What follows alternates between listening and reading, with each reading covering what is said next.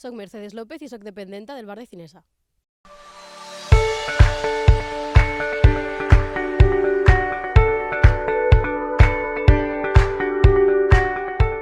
La meva funció principal és atendre els clients, tant a la venda d'entrades com de menjar i l'elaboració d'aquests productes. Jo crec que tenim dos grans triomfadors, que són les pel·lis d'animació, que és el que ve a veure tota la família junta, i després les pel·lis d'acció, sobretot, és el que més ve a veure la gent. Solen ser internacionals, però, per exemple, sí que és veritat que moltes de les pel·lis de xiquets, per exemple, Tadeo Jones és espanyola i la vam tindre quasi 3 mesos en cartelera. Els projectes nacionals, sobretot, omplen les sales quan es tracta de comèdia.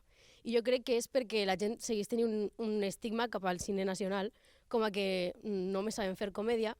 I sí que és veritat que, per exemple, últimament hem tingut una pel·li que és Los renglones torcidos de Dios, que és un thriller psicològic, que també és espanyol, i sí que és veritat que fins que no va tindre molt bona crítica les primeres setmanes no veia molta gent.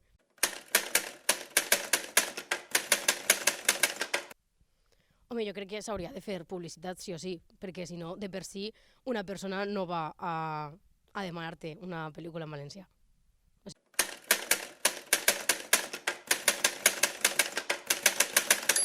Sí que és veritat que, per exemple, les excursions que es fan als col·legis seria molt més interessant per als professors portar els xiquets a veure una pel·lícula en valencià i així també estimules a que aprenguin la llengua. Jo crec que el que hem estat comentant, tot el contingut audiovisual, és molt important perquè és part de la nostra cultura.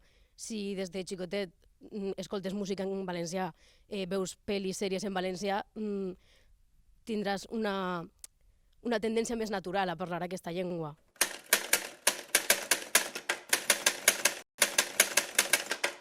És curiós perquè la gent jove sol parlar en castellà i la gent més major sí que ve parlant en valencià. La cosa és que m'he adonat que últimament hi ha molta gent jove que també ve parlant en valencià.